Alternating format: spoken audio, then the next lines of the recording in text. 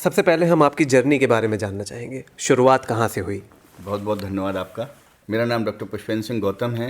मैं सन 1995 में छतरपुर आया था, पढ़ने के लिए आया था जी। पढ़ने के बाद एक साल ही यहाँ पढ़ाई शुरू कर पाए थे कि हमारे पिताजी का स्वर्गवास हो गया। जी। तो हम बहुत अकेला फील करने लगे, लेकिन हमारे माताजी के संघर्षों और बड़े भाई के संघर्षों से आगे की पढ़ाई निरंतर जारी रखते हुए सन 2000 के बाद से मैंने पत्रकारिता शुरू की और भोपाल में अपने आगे की पढ़ाई पूर्ण की। जी। दैनिक भास्कर में सब एडिटर रहा, अन्य समाचार पत्रों में व न्यूज़ चैनल में काम किया। काम करने के बाद 2005 में हमने पहला बीएड कॉलेज छतरपुर में स्थापित किया। जी। और 2007 में दूसरा बीएड कॉलेज हमने अपना नीमच में स्थापित किया।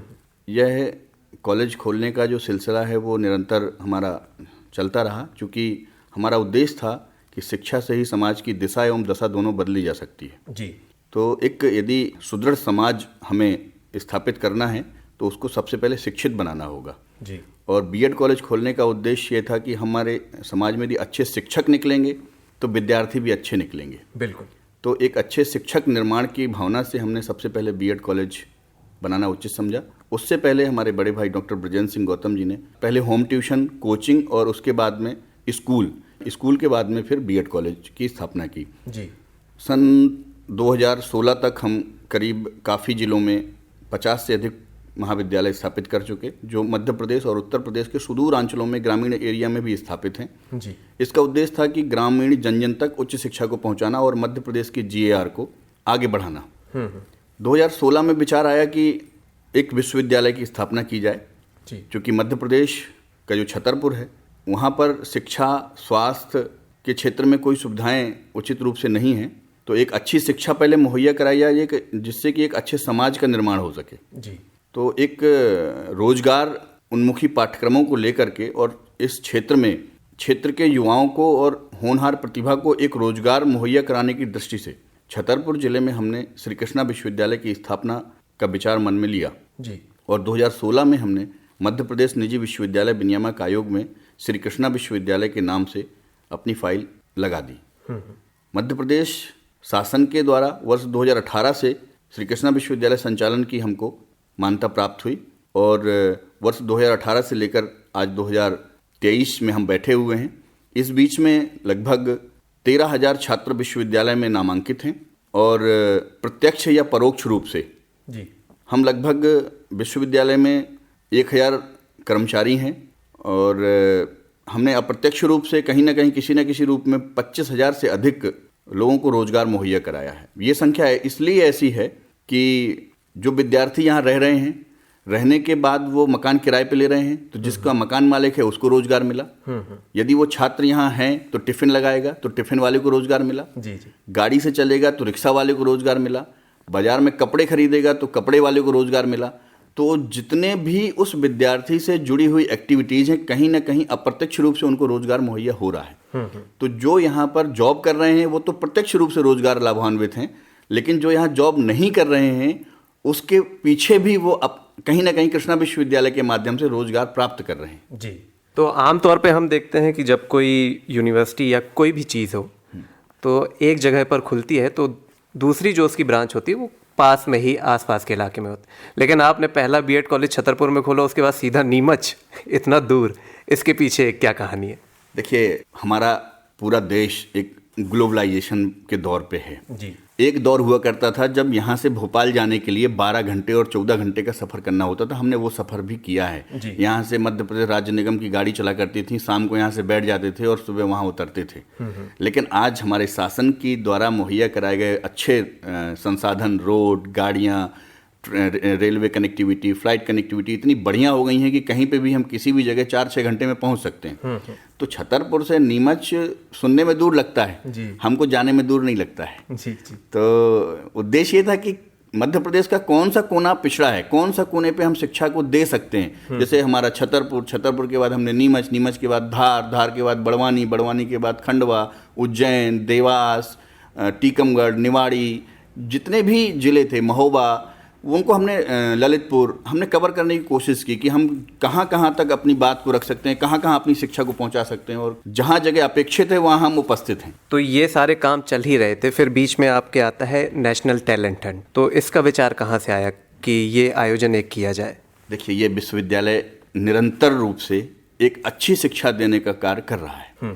इसी एक अच्छी शिक्षा और अपनी बात जन जन तक पहुंचाने के लिए हमने नेशनल टैलेंट हंट के नाम से एक कार्यक्रम ऑर्गेनाइज किया जी। इस कार्यक्रम में हमारे विश्वविद्यालय की जो फैकल्टी है वो हाई सेकेंडरी स्कूल में जाती है। पूरे जिले के स्कूलों में लगभग 8 तहसीलें हैं पूरे जिले में, छतरपुर, नौगांव, राजनगर, बिजावर, लौकुश नगर, बड़ा मलहरा, गौरिहार और बक्सवाहा। यहाँ के सुदूर अंचलों में जहाँ के छात्र 12वीं के बाद मोस्टली उच्च शिक्षा के क्षेत्र में नामांकित ही नहीं हो पाते, और हायर एजुकेशन में कौन कौन से कोर्स करने पर क्या रोजगार और क्या स्वरोजगार उत्पन्न किए जा सकते हैं, इसकी जानकारी उनको प्राप्त नहीं हो पाती है। बिल्कुल। तो विद्यालयों में जा करके नेशनल टैलेंट हंट के माध्यम से हम अपने 12वीं और 11वीं के छात्रों को हायर एजुकेशन की शिक्षा से उनको अवगत कराते हैं, और उनकी प्रतिभा को सम्मानित करने के लिए हम एक नेशनल टैलेंट हंट के नाम से कार्यक्रम चला रहे हैं। और उस कार्यक्रम में पूरे 8 तहसील जो हमने अभी बताई, छतरपुर, नौगांव, राजनगर, बिजावर, लौकुश नगर, बड़ा मलहरा और गौरिहार, बक्सवाहा, यहाँ से जितने भी हमारे विद्यार्थी चयनित होंगे तो प्रत्येक तहसील से 3 छात्रों की मेरिट बनेगी। जैसे कि एक तहसील से 3 छात्र होंगे, फर्स्ट, सेकंड और थर्ड। तो प्रथम छात्र को 51 रुपए का पुरस्कार, द्वितीय छात्र को 2100 रुपए का पुरस्कार और तृतीय छात्र को 1100 रुपए का पुरस्कार। इस प्रकार से प्रथम श्रेणी में आने वाले छात्र 8 होंगे, चूंकि 8 तहसीलें हैं, और द्वितीय श्रेणी में आने वाले विद्यार्थी भी 8 होंगे, और तृतीय श्रेणी में आने वाले विद्यार्थी भी 8 होंगे। उसके बाद टॉप 10 में जो विद्यार्थी रहेंगे उनको भी पुरस्कार दिए जाएंगे, और जितने भी प्रतिभागी इस नेशनल टैलेंट हंट में भाग ले रहे हैं उनको सभी को सांत्वना पुरस्कार और सर्टिफिकेट दिया जाएगा। अब इस सर्टिफिकेट का उद्देश्य भी ये है कि वो श्री कृष्णा विश्वविद्यालय आए, कोर्सों को समझा, प्राध्यापकों को सुना, और विश्वविद्यालय में आकर के यदि वो उन कोर्सों में प्रवेश लेता है तो उसके सर्टिफिकेट को देखते हुए उसको एक विशेष स्कॉलरशिप सुविधा विश्वविद्यालय की तरफ से दी जाएगी, जिससे वो आगे की पढ़ाई अपनी कर सके। यदि इन पूरे हमारे जिले में कोई अति गरीब है, अति पिछड़ा है, उसके कोरोना काल में मदर फादर खत्म हो गए हैं, दोनों नहीं है, वो बच्चा अनाथ है, तो हमने कई बार ये घोषणाएं की हैं कि जो अनाथ बच्चे हैं जिनके कोरोना काल में मदर फादर नहीं है उनको हम निःशुल्क शिक्षा भी देने का कार्य कर रहे हैं। जिनके जो फादर फौज में हैं उनको भी हम विश्वविद्यालय द्वारा फीस में डिस्काउंट प्रदान कर रहे हैं। तो हमारा उद्देश्य है कि मध्य प्रदेश के हायर एजुकेशन के GAR को कैसे बढ़ाया जाए, और मध्य प्रदेश की जो योजनाएं हैं हायर एजुकेशन के सेक्टर में, केंद्र सरकार की जो योजनाएं हैं हायर एजुकेशन के सेक्टर में, वो श्री कृष्णा विश्वविद्यालय के माध्यम से जन जन तक कैसे पहुंचाई जाए। बिल्कुल। अच्छा, 10वीं 12वीं के बाद जो बच्चे आते हैं उनको सबसे ज़्यादा ज़रूरत होती है कि उन्हें काउंसलिंग अच्छी मिल जाए, कि आगे के कोर्सेज क्या क्या हैं, कौन कौन सी अपॉर्चुनिटीज़ उन्हें मिल सकती हैं मार्केट में। तो क्या नेशनल टैलेंट हंट के माध्यम से आप सिर्फ परीक्षा कराते हैं और ये जो वितरण है प्राइज मनी का ये होता है, या फिर उनको काउंसलिंग भी दी जाती है? हमने आपको पहले ही बताया कि हमारे जो विश्वविद्यालय के प्रोफेसर हैं वो उन स्कूलों में जाते हैं, और हमारा उद्देश्य नेशनल टैलेंट हंट करके प्राइज डिस्ट्रीब्यूट करना नहीं है। हमारा उद्देश्य है मध्य प्रदेश और केंद्र सरकार की प्रत्येक योजना जो उच्च शिक्षा के द्वारा प्राप्त की जा सकती है, वह प्रत्येक योजना लाभार्थी को प्राप्त की जाए, और छात्र कैसे उस योजना से लाभ प्राप्त कर रोजगार और स्वरोजगार हासिल करे। यह मुख्य अवधारणा है नेशनल टैलेंट हंट की। क्योंकि 12वीं के बाद उसको उच्च शिक्षा लेना ही है, तो वो किन कोर्सों में प्रवेश ले, और किन कोर्सों में प्रवेश लेने के बाद वो अपने क्षेत्र में अपने परिवार को, अपने समाज को, अपने घर को कैसे रोजगार प्रदान कर सके, इस दिशा में हम काम कर रहे हैं। बिल्कुल। तो अभी आपके आगे की क्या प्लान है यूनिवर्सिटी के एक्सपेंशन को लेकर, या दूसरी जगहों पर ऐसी ही यूनिवर्सिटीज़ खोलने के बारे में? देखिए, हमारा छतरपुर में जो कैंपस है वो काफ़ी बड़ा कैंपस है, और यहाँ पर 13,000 छात्र अभी अध्ययनरत हैं। लगभग सभी फैकल्टी हमारे यहाँ पर हैं। अभी हमने पशु चिकित्सक का डिप्लोमा शुरू किया है, पैरामेडिकल के कोर्सेज हैं, इंजीनियरिंग है, फार्मेसी है, लॉ के कोर्सेज हैं, BA LLB LLB, और ऐसे अन्य कोर्सेज भी हैं जिनसे प्रत्यक्ष या अप्रत्यक्ष रूप से उनमें सर्टिफिकेट, डिप्लोमा और डिग्री कोर्स हासिल करके वो रोजगार और स्वरोजगार स्थापित कर सकता है। BSc एग्रीकल्चर के डिप्लोमा, बैचलर, मास्टर डिग्री हैं, PhD हैं, शोध कार्य प्रारंभ हो चुका है। तो सबसे पहला उद्देश्य तो है कि छतरपुर विश्वविद्यालय को एक हाईटेक विश्वविद्यालय बना करके मध्य प्रदेश में छतरपुर का नाम शीर्ष पर पहुंचाने का उद्देश्य है। दूसरा उद्देश्य ये है, हमने अभी अपना एक दूसरा विश्वविद्यालय आर्यवर्त विश्वविद्यालय भोपाल में शुरू किया है जी। तो जो छात्र यहाँ छतरपुर में रुक नहीं रहे हैं, रुकना नहीं चाह रहे हैं, वो बड़े मल्टी शहरों में जाना उनका उद्देश्य है, तो उन छात्रों को भोपाल में आर्यवर्त विश्वविद्यालय उनका स्वागत करता है, उनका वेलकम करता है। चलिए, तो अभी हम बात कर रहे थे डॉक्टर पुष्पेंद्र सिंह जी से, जो यहाँ पर चेयरमैन के पद पर अपनी सेवाएं दे रहे हैं।